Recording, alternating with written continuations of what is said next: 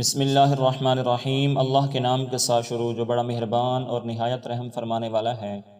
حضرت سیدنا معاذ بن جبل رضی اللہ تعالیٰ عنہ سے روایت ہے کہ حضور نبی اکرم صلی اللہ علیہ وسلم نے ایک دن ان کا ہاتھ پکڑ کر فرمایا، اے معاذ، یقیناً میں تجھ سے محبت کرتا ہوں۔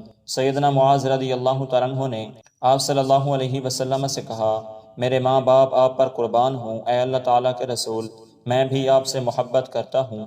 پھر آپ صلی اللہ علیہ وسلم نے فرمایا، اے معاذ، میں تجھے وصیت کرتا ہوں تو ہر نماز میں یہ دعا پڑھنا ہرگز نہ چھوڑنا، اللہم اعنی علی ذکرک و شکرک و حسن عبادتک۔ اے اللہ، اپنا ذکر، شکر اور اچھے انداز میں عبادت کرنے پر میری مدد فرما۔